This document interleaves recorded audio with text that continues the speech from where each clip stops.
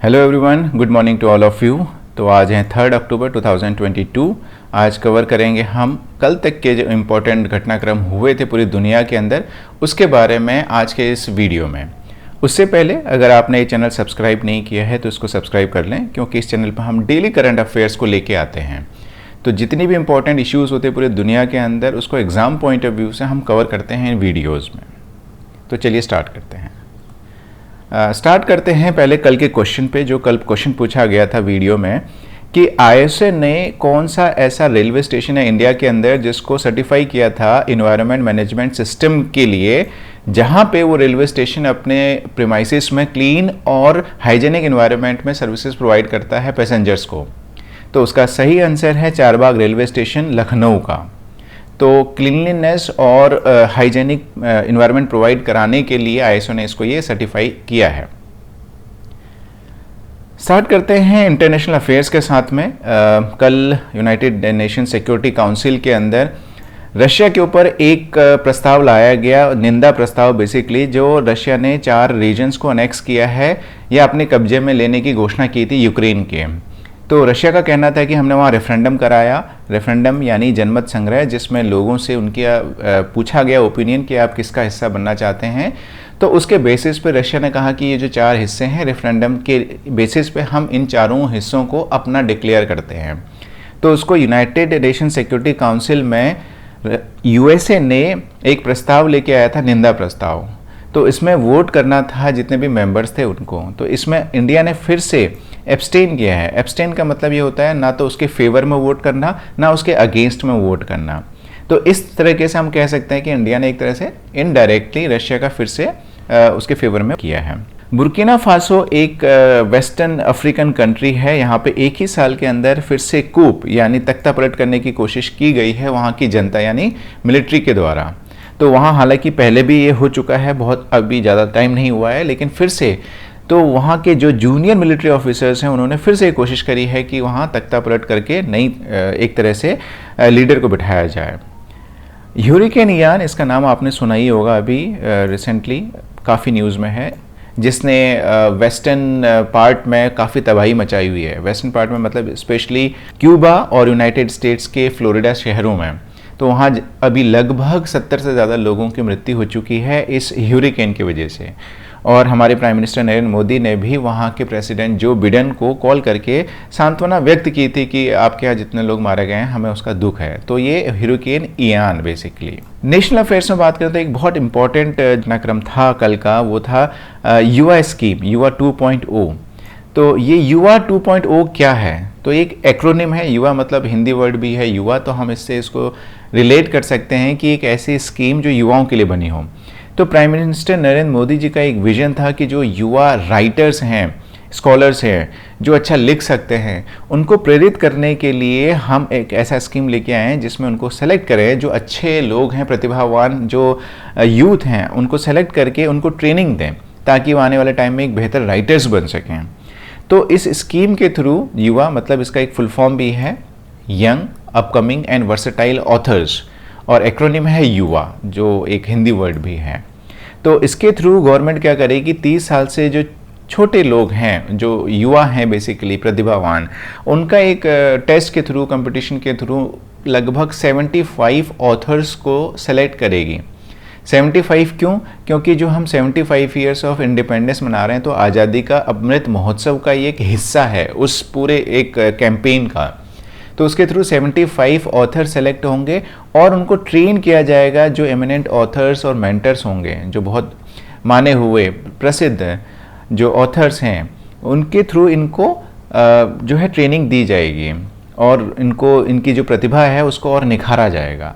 तो इस स्कीम को लॉन्च किया है मिनिस्ट्री ऑफ एजुकेशन ने। तो आपको पता होना चाहिए युवा का फुल फॉर्म क्या है, एज क्राइटेरिया क्या है सिलेक्शन का, किस मिनिस्ट्री ने किया है, मिनिस्ट्री ऑफ एजुकेशन ने, और कितने ऑथर सेलेक्ट होंगे। 75 इसलिए होंगे क्योंकि आज़ादी का अमृत महोत्सव 75 ईयर्स का उसको सेलिब्रेट करने के लिए।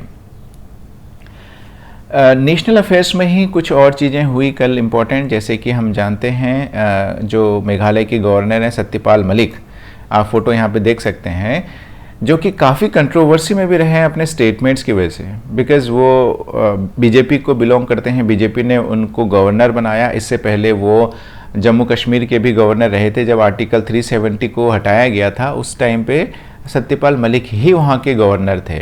तो अभी इनका टेन्योर मेघालय का ख़त्म हो रहा है आज 3 अक्टूबर को, जिसको गवर्नमेंट ने एक्सटेंड नहीं किया है। तो मतलब आज वो अपने लास्ट दिन वहाँ पे एज ए राज्यपाल काम करेंगे मेघालय में, और उनको रिप्लेस किया है अरुणाचल के governor brigadier BD Mishra retired ने। तो ये अरुणाचल प्रदेश के भी गवर्नर हैं। तो ये एक एडिशनल चार्ज उनको राष्ट्रपति के द्वारा दिया जाएगा या दिया गया है मेघालय का। इंडिया के अंदर अनएम्प्लॉयमेंट रेट सितंबर महीने के लिए कम हुआ है, वो अभी 6.43 उसको माना गया है।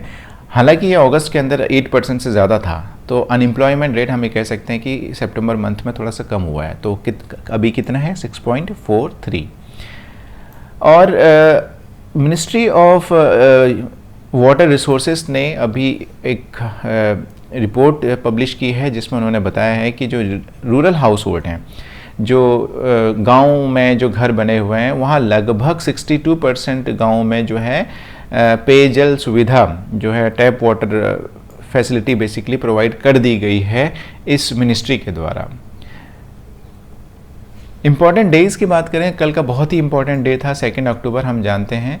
और 2 अक्टूबर महात्मा गांधी की जयंती के लिए काफ़ी ज़्यादा इसको माना जाता है। तो यहाँ 2 चीज़ें थी जो इम्पोर्टेंट थी कल, बर्थ एनिवर्सरीज। एक तो थी महात्मा गांधी जी की जयंती, और दूसरी थी हमारे जो दूसरे प्रधानमंत्री थे भारत के, लाल बहादुर शास्त्री जी। तो उनका कल जो है बर्थ एनिवर्सरी थी 2 लोगों की। गांधी जी की जयंती की वजह से इस डे को international day of non violence के रूप में भी मनाया जाता है। जैसे कि हम जानते हैं अहिंसा पे काफ़ी जोर दिया था महात्मा गांधी जी ने, तो उस अहिंसा को सेलिब्रेट करने के लिए इसको डिक्लेयर किया गया international day of non violence. 2 अक्टूबर से 8 अक्टूबर नेशनल वाइल्ड लाइफ वीक के रूप में भी इसको सेलिब्रेट किया जा रहा है। अब यहाँ एक चीज़ इम्पॉर्टेंट है, ये जो 2 एनिवर्सरीज थी गांधी जी की और लाल बहादुर शास्त्री जी की, तो इन 2 लोगों की एनिवर्सरीज के ऊपर क्वेश्चंस कुछ और भी बन सकते हैं। जैसे कि उनकी समाधि पे जाके सबने पुष्प अर्पित किए थे, उनको श्रद्धांजलि दी थी महात्मा गांधी जी के। तो उनकी जो श्रद्धांजलि जहाँ दी गई थी, उनका जो मेमोरियल है, तो वो कहाँ पे है? वो है राजघाट। और महात्मा गांधी का जो जन्म स्थान था पोरबंदर, वहाँ पे भी कल कुछ फंक्शन हुए थे। तो पोरबंदर गुजरात के अंदर उनका बर्थ प्लेस। लाल बहादुर शास्त्री जी की जो समाधि है, मेमोरियल है, वो है आपके विजय घाट में। विजय घाट इसको नाम इसलिए दिया गया क्योंकि 1965 में इंडिया पाकिस्तान का जब वॉर हुआ था, उस टाइम पे प्राइम मिनिस्टर हमारे लाल बहादुर शास्त्री जी ही थे, और जिसमें हमको विजय मिली थी, इसलिए इसको विजय घाट के रूप में नाम दिया गया है। ये हमारे लाल बहादुर शास्त्री जी हमारे देश के दूसरे प्राइम मिनिस्टर थे, जैसे कि बताया, और इन्होंने ही नारा दिया था जय जवान जय किसान का।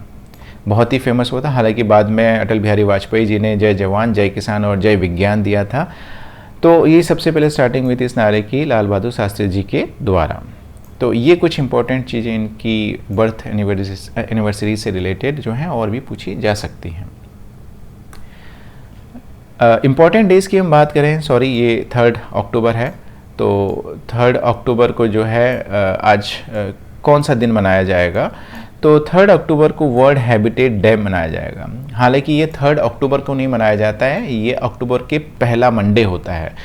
तो अक्टूबर के पहले मंडे को वर्ल्ड हैबिटेट डे मनाया जाता है। तो हैबिटेट डे में जो है यूनाइटेड नेशंस का कहना है कि हमें जो हमारे सिटीज़ और टाउन्स हैं, उनका जो हैबिटेट है किस तरीके का है, वहाँ पे लोग जो हैं उनके तक रिसोर्सेज हैं कि नहीं है, और उनके जो बेसिक राइट्स हैं उनका फुलफिलमेंट हो रहा है कि नहीं हो रहा है। तो हैबिटेट कैसा है शहरों और टाउन्स के अंदर, उसको उस पर फोकस करने के लिए वर्ल्ड हैबिटेट डे मनाया जाता है।